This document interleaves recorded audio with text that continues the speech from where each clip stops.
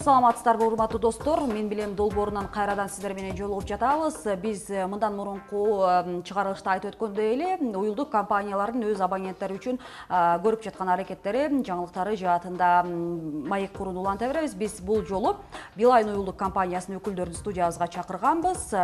Өкүлдөр өз кезегинде абоненттерге түзүлүп жаткан санариптештирүү жаатындагы жеңилдиктер тууралуу, ошондой эле абоненттердин суроолоруна толук кандуу жооп берет деген ишенимдебиз. Анда эмесе сиздер менен таныштырып кетейин. Алмаз Мамасеитов, Билайн уюлдук компаниясынын Жалал Абад облусундагы бөлүмүнүн башчысы. Кош келипсиз, саламатсызбы? Саламатсызбы. Ошондой эле Нурбек Токмонкулов, Билайн уюлдук компаниясынын Жалал Абад облусундагы бөлүмүнүн саттуу бөлүмүнүн адиси. Саламатсыздарбы? Кош келдиңиздер дагы бир ирет студиябызга. Алыстан чарчабай келип алдыңыздар. Ооба, чарчабай келип алдык. Эми бир жакшы мындай жаңылыктар менен чыгарылышыбызды баштап алайлы. Тактап айтканда, биз үчүн эмес, уюлдук компаниянын өз абоненттери үчүн болгон жаңылыктар. Айрыкча санариптештирүү жаатында, маселен, электрондук тиркемелер бар болсо, алардын ичинде кандай мүмкүнчүлүктөр, кандай жеңилдиктер түзүлүп калды? Ошолор боюнча Алмаз мырза, сиз баштай бересиз. Биринчи болуп айта турган нерсе бул Мой Билайн тиркемеси. Ал тиркеме менен абонент өзүнүн көптөгөн кызматтарын аткарууга болот. Мисалы кандай кызматтар дегенде, Нурбек мырза? Мисалы, мен дагы телефонду колумда турат, мен ошону көрсөтө кетейин. Практикалык түрдө. Анан бизде бул тиркемеде сөзсүз эле бир эле аккаунт менен жакындарыңызды, туугандарыңыздыкын деле баягы көзөмөлдөп турсаңыз да болот, алардын кайсы жака жумшалып атканын. Бул да биринчи эле кезек өзүңүздүн акчаңыз кайсы жака жумшалып атат, канча калдыгым калды, баягында мегабайттар, чалууларым канча калды, ошолорду бүт көзөмөлдөп турса болот. Ушул эле тиркемеден Иви платформасына өтсөңүз болот. Ал жактан сиз сүйүктүү кинолоруңузду, сериалдарыңыздарды ошол жерден эле көрө аласыз. Бир эле тиркеменин ичинен башка платформага өтүп көрө аласыздар. Андан тышкары ушул эле беттен баланс кейжиге өтсөңүз болот. Ал жактан баланс кейжиден билесиз, ал жакка сиз каржы дүйнөсүнө туш болосуз. Ал жактан балансты гана толуктабастан коммуналдык услугалар деги эле бүт төлөмдөрдү банковский бир гана телекомго тиешелүү эмес, башка дагы көптөгөн нерселерди төлөй алып, ишке ашыра аласыз. Алмаз мырза, азыр айттыңыз, мисалы, электрондук капчыга, электрондук тиркеме бул дагы болсо абоненттерге жеңилдик түзүү максатында үйдөн отуруп эле баягы бир нече кызматтарды ишке ашырат депчи. Азыркы күндө ошол электрондук санариптештирүү жаатындагы сиздердин системаңыздар кандай негизде ишке ашып жатат? Мисалы, колдонуучулардын саны болжолдуу канчага чейин жетти? Анан мисалы мониторингдин жыйынтыгында абоненттер мындай кандай сунуштарын берип жатышат? Дагы мисалы эмне жаңылыктар кошулушу мүмкүн? Баланс кейжинин өзүнүн баланс кейжи деген тиркемесинин өзүнүн саны 500 миңден ашып атат. 500 миңден ашканда бул кыйнадан көбүлүп болуп калды. Ошол эле максатта Мой Билайн кейжинин негизги максаты, мисалы азыр Нурбек айтып аткан эле кезде бир аз толук маалымат болбой калды. Ошого токтоп кетейин Нурбек айтканга. Ар бир абонент өзүнүн коротулган суммасын, коротулган акчасын, кайсыл жака акчаны коротуп атканын толук маалыматты толук кандуу биле алат ичинен. Эмне кимдерге чалганын ошол эле кезде айтып кетти Нурбек, дагы бир өзүнүн номерин эмес, бир туугандардын, тааныштарынын өзүнүн номерлерин баарын жүктөп, ошон үчүн алса болот деп. Ошонун ар бир коротулган сумма, кошумча кызматтар, эмне кызматтар кошулган, көбүнчө биздин абоненттерде ошондой суроолор туулуп баштайт да. Ошол акча каяка кетип атат, эмнеге коротулуп атат акчаны. Ошонун баарын толук кандуу ичинен тапса болот. Баягы Кыргызстандын рельефине жараша, жайгашкан аймагына жараша көпчүлүк эми аймактарда, айылдарды дебейли, аймактарда балким ошол Билайн уюлдук компаниясына баягы байланыш жеткиликтүү болбой калган аймактар болушу мүмкүн. Мисалы, жарандар өз кезегинде ушул байланышты жакшыртуу боюнча бир өздөрү сунуш берейин десе, алар кандай негизде сунуш бериши керек, анан кандай тартипте жүрөт? Мисалы, биз жашаган айылда Билайн уюлдук компаниясын мындай колдоно албайбыз, связь жок деп коелу, мындай жөнөкөй тил менен айтканда. Биз эмне кылышыбыз керек? Сиздерге арыз беришибиз керекпи? Электрондук түрдө же жарандардан кол топтоп келишибиз керекпи? Анан ошол эле учурда акы, төлөм акы кандай болот? Эң туура суроо. Бул суроого уруксат берсеңиздер мен жооп берип коеюн. ооба биздин көп аймактарыбызда эми көп дейм, кээ бирки аймактар бар, уюлдук операторубуз биздин эле эмес көптөгөн мегаkomдор, телеком дегендей ошолордун да баарында жеткиликтүү болбогон аймактар да бар деп ойлойм. Себеби ошол аймактардан биринчиден эмне кылыш керек? Абоненттерибиз кайрылуу жазып эле, өзүнүн тилинен айтканда биз ушул айылдын тургундарыбыз, ушундай жерде биздин ушунча элдин санын жазып эле. Ошол эле кезде жазып, ошол тууралуу биз орнотуп бергенди суранабыз деп биздин компанияга, биздин кеңселерге жактап койсо, сөзсүз түрдө кеңседен биздин орусча айтканда техотдел деп коебуз. Ошол отделге сөзсүз түрдө берилет бул. Берилгенден кийин ал жактан сөзсүз түрдө каралып, кайсыл жерге жайгашкан, анан ошол жердин эң негизги критерийин айтып кетейин. Критерий эмне болуш керек? Биринчи негизинен ал жерге, ошол айылга биз орнотуучу жай керек. Орнотуучу жайга сөзсүз түрдө электр энергия жеткиликтүү болуш керек, ошол жерге жеткен болуш керек. Анан ошол эле жерде ал биз базалык мунарабызга жакынкы жанаша жайгашкан айылдагы мунарадан түздөн түз көрүнүшү керек. Эми орусча айтканда прямая видимость деп коебуз. Себеби ошол базадан биз бул жака интернет таратып берүүгө түздөн түз жол болуш керек. Эң негизгиси ошол. Анан маанилүүсү дагы бир болот. Ал жерде элдин санынан дагы бул биринчи маселелердин бири.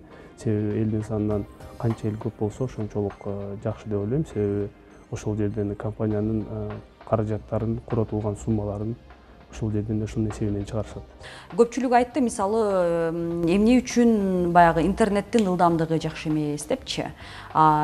Мен билгенимде суроо жолдогондордун арасында 14-15 жылдан бери ушул Билайн уюлдук компаниясына абонент болуп, туруктуу ушул компанияда жүргөндөр бар экен, абонент катары. Бирок акыркы 1 жылдан бери эмнегедир ушул интернеттин ылдамдыгы төмөндөп кеткен учурлар бар деп. Буга эмне түшүндүрмө берет элеңер? Мисалы, интернеттин ылдамдыгы төмөндөсө эмнеден көз каранды болуш мүмкүн?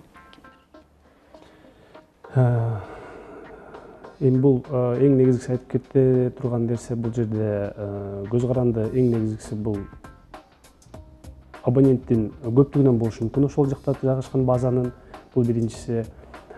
Анын баарын толук кандуу жеткирип бериш үчүн бизге жыштык деп айтабыз. Туура айтсам, жыштык деп айтсам туура болот. Эң негизги максаты бул жерде азыркы абоненттик ылдамдык менен ушундай бир аз тоскоолдукка эме болуп калган, туура келип калган себеби ошол жыштык маселесинде да болуп калат. Себеби бул жыштыкты толугу менен алып калганга бир аз эсептеп келгенде, мындай өзүнүн тили менен айтсак, жыштык ар кандай түрдө болушу мүмкүн да, туурабы? Жыштыктын мисалы 3 оператор ар биринин жыштыгы бар. Ошол жыштык мисалы толуп калып, ошол жерде загруженность деп коет орусча айтканда, ошондой болгон болсо, ошол учурда гана бир аз болушу мүмкүн ылдамдыгы. Андай күдүс кырдаалдар болуп калышы мүмкүн деп, андай кырдаалдар болушу мүмкүн. Бирок бизде техникалык адистер өзү көзөмөлдөп турушат. Атайын баягы өзү көрсөтмөлөрү бар. Ушул динамика менен кетсе, кайсыл убакта адамдарга, баягы абоненттерибизге бир ыңгайсыздык жаратып калышы мүмкүн деп, ошону алдын алып, биздин техниктер алдын ала чыгып барып кошумчалап, же болбосо жыштыкты көбөйтүп турушат да. Эгерде сизде уюлдук компаниянын айрым бир кызматтары тууралуу суроо жаралса, Билайн KG сайтынын жардам жана байланыш бөлүмүн пайдалансаңыз болот. Бул бөлүмдөн интернет иштебеген учурда эмне кылса болорун, сим-карта жоголгондо эмне кылуу керек деген сыяктуу жоопторду алууга шарт бар. Эгерде дагы башка суроолоруңузга жооп алуу керек болсо, кайрылуу калтыруу бөлүмүнө кириңиз. Бул жерден сиз интернет ылдамдыгы, менин балансымдагы акча каражаты кайда кетти, байланыш сапаты начар деген сыяктуу тематикалардын бирин тандап, жаралган маселе боюнча баяндап жазасыз. Ошондой эле телефон номериңиз менен дарегиңизди кошо көрсөтүшүңүз керек болот. Акырында жөнөтүүнү басып коюңуз. Адистер сиз кайрылган жагдай боюнча жооп беришет. Ошол абоненттерге эң маанилүүсү бул тарифтердин төлөм, сумма, ошонун ичинде баягы жеткиликтүү мүнөттөр, жеткиликтүү интернет топтомдору да. Айтайын дегеним баягы абоненттерге тарифтердин баягы өзгөчөлүктөрү кайсыл учурда өзгөрүшү мүмкүн. Мисалы мен 100 сомдук тарифте болсом, кийин ал нерсе 250 сомдук болуп калышы мүмкүн дегендей. Эми болжолдуу нерсе.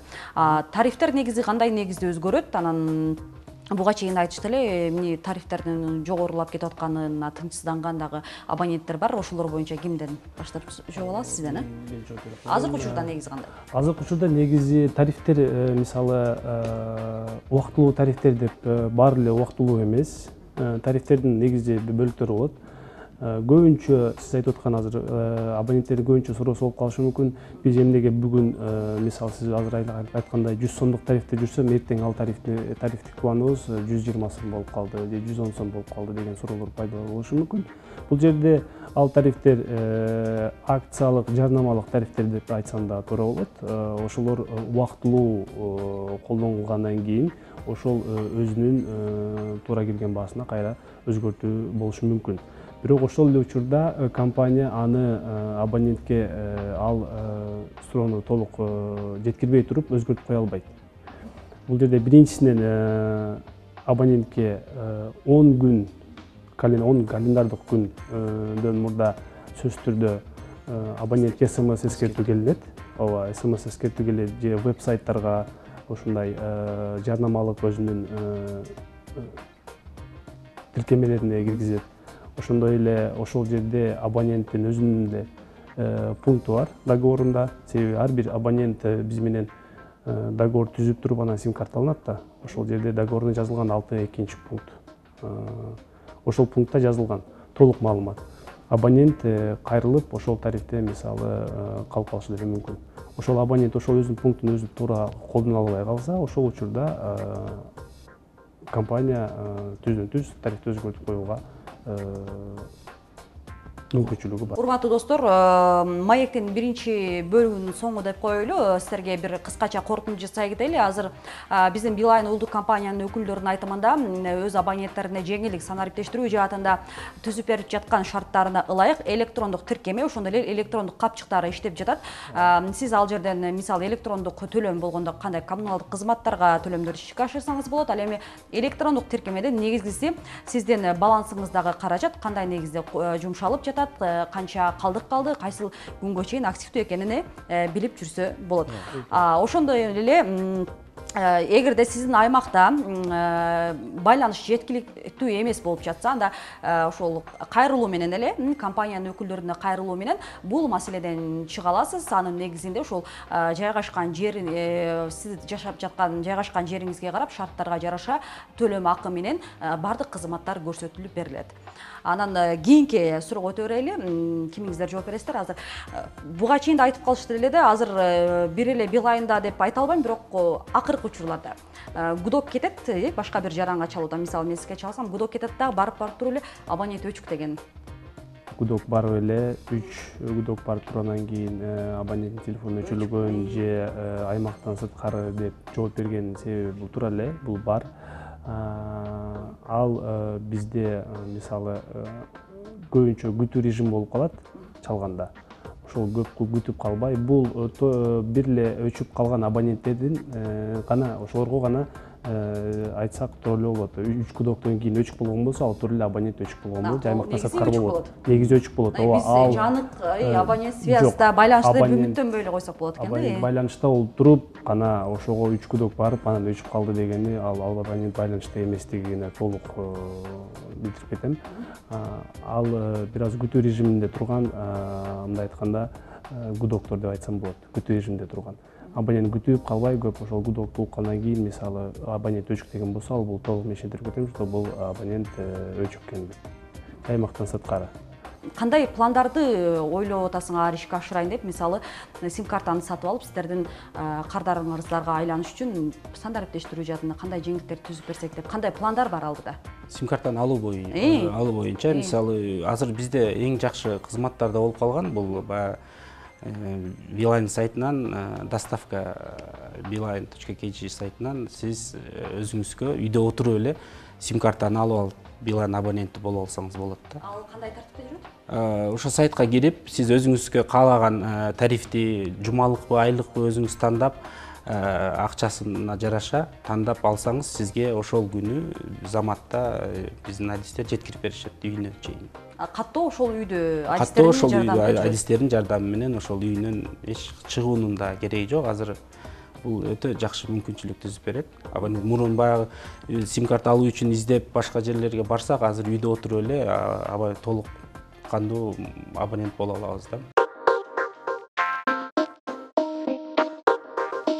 Эгерде сиз Кыргызстандын аймагынан сыртка чыгууңуз зарыл болсо, сим картаңызды жана номериңизди активдүү режимде сактап коюшуңуз керек болот. Антпесе кийинки 6 ай ичинде телефон номеруңуз күтүү режимине түшүп калат. Эгерде калган 6 ай ичинде паспортуңуз менен барып, кайрадан номериңизди өз атыңызга жаздырып албасаңыз, анда уюлдук компания сиздин номериңизди башка абонентке каттап берүү укугуна ээ. Ошондуктан чет мамлекетке кетерден мурун номериңизди Симка Сейф тарифтик опциясына туташтырып койсоңуз болот. Төлөм айына 1 сомдон эсептелип, 1 жылга 12 сомду түзөт. Мында балансыңыздагы калган каражаттар дагы сакталып турат.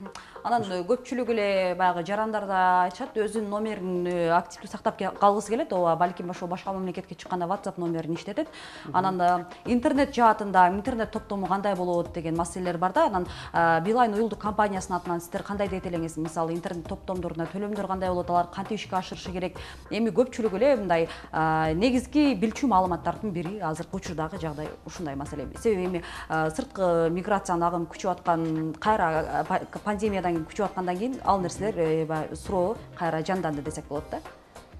Эми сиз айтканыңыз бул мен суроону туура эле түшүндүмбү? Абоненттерибиз сыртка чыгып кеткенде ошол эле интернетти кимге кантип туташтырабыз? Мисалы төлөм кандай болуп калат депчи? Сыртта жүргөндө. Сыртта жүргөндө бул роуминг деп айтсак туура болот. Роумингди колдонсо болот, абоненттерибиз колдонуп да жүрүшөт, бизден көп абоненттерибиз. Ошондой эле роумингге баратканда өзүнүн колдонуу, улануу командасы бар анын. Улануу командасын айтып деле койсом болот. Жылдызча 125, жылдызча 1 торчо чакыруу. Ушул команданы терсе сөзсүз түрдө уланат. Анан интернеттин толугу маалымат боюнча биздин сайттарга кирсе болот. Роуминг боюнча маалыматтарын толук алганга. Себеби ар бир мегабайты канча сом турушун, чалуулардын канча сом турушун, сырткы чалуулар, ички чалуулар, ошолордун баарын толук маалыматты биздин сайттан алса болот. Ар бир мамлекеттикин өз роуминг өзүнчө эсептелет, ошонун төлөмдөрү ошого жараша өзүнө ылайыктуу роумингти улап алса болот. Негизи эле топтом алууда мындай салыштырып келгенде эмне үчүн тарифтердин каражаты кымбаттап кетти, кыйла азыр кымбатыраак болуп калды депчи? Негизинен эмне үчүн экенин суроосуна жооп берейин. Бул интернет негизи тармагы биз азыркы учурда көрүп турабыз, кандай өзгөрүүлөр, динамикалык өзгөрүүлөр болуп атканын. Себеби бул жерде жыл сайын, ай сайын баары жокту модернизациялап, жаңыланып туруш керек. Көп нерселер ошол эле абоненттерибиздин толук кандуу интернеттин жогору сапаты менен жеткирип берип турганга көптөгөн каражаттарды биз ошол учурда коротобуз, ошол жаңыланабыз, технологияларды жаңылайбыз. Ошол эле учурда рынок, бизде азыркы рынокту көрүп турабыз, кандай өзгөрүү болуп атат. Ошонун себептеринен тарифтердин да өзгөрүүсү, тарифтердин өзүнүн бизде азыркы учурда чыгып аткан тарифтердин убактылуу көбүнчө тарифтер чыгат, ошол убактылуу тарифтердин да өзгөрүүсү ошол себептен болот. Себеби ар бир өзгөрүү десем туура болот, ар бир өзгөрүү компанияда бул чоң акча каражатты талап кылат. Рахмат, негизи буга чейин да ошол суроо жооптун алкагында балким мен бир сиздердин маанилүү абоненттер үчүн катамдар боюнча суроолорду бербей калдым. Ал нерсе сиздердин үчүн маанилүү болуп калышы мүмкүн. Ошондуктан бизде жарандарга өз абоненттериңиздерге кайрылып, эфирдин соңунда эркин микрофон берели.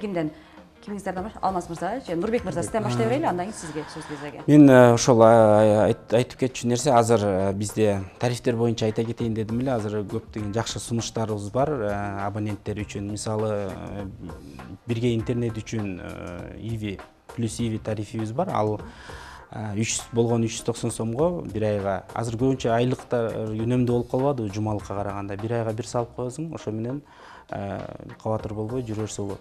Ушу 390 сомго 30 гигабайт интернет берилет, 10 гигабайт кошумча пакет жана иви кинотеатрына берилет. Ал жактан өзүңүз сүйүктүү кинолорду көрсөңүз болот.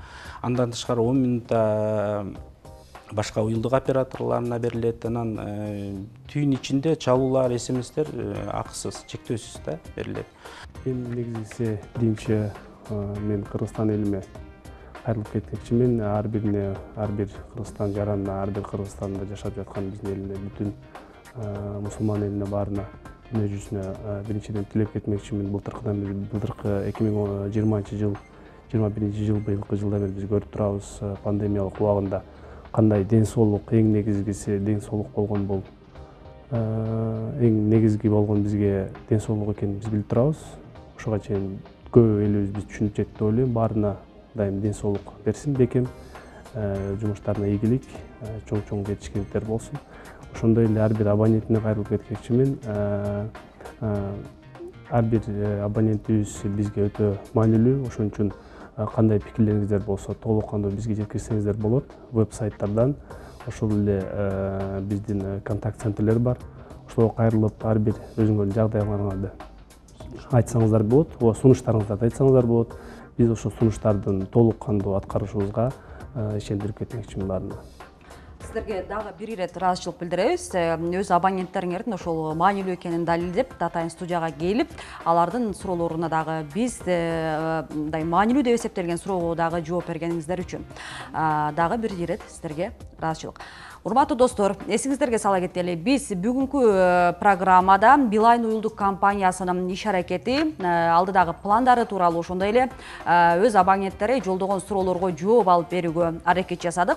Ал үчүн биздин студияга Алмаз Мамасеитов, Билайн уюлдук компаниясынын Жалал Абад облусундагы бөлүмүнүн башчысы, ошондой эле Нурбек Токмонкулов, Билайн уюлдук компаниясынын Жалал Абад облусундагы сатуу бөлүмүнүн башчысы, адистер конок болуп берди. Ал эми мен сиздер менен коштошоордо айта кетейин, Билайн уюлдук компаниясына эгерде кандайдыр бир сурооңуздар же бир сунуштар же бир түшүнбөгөн жагдайларыңыздар болсо, ошол эле электрондук сайттарына жана Атайын телефон кызматтарына чалсаңыздар болот экен. Ошол эле учурда жеткирип берүү кызматы иштеп жаткан адистерибиз ошол программанын жүрүшүндө айтып кетти. Эгерде сиз ошол компаниянын абоненти катары сим-карта сатып алып, каттоого турам, келишимдерге кол коем десеңиз, анда байланышып эле өз үйүңүздөн чыкпастан туруп, ошол компанияга абонент катары каттала алат экенсиз. Мына ушундай негизги маалыматтар менен биз бүгүнкү чыгарылышыбызды жыйынтыктайбыз. Кайрадан көрүшкөнчө сак саламатта калыңыздар.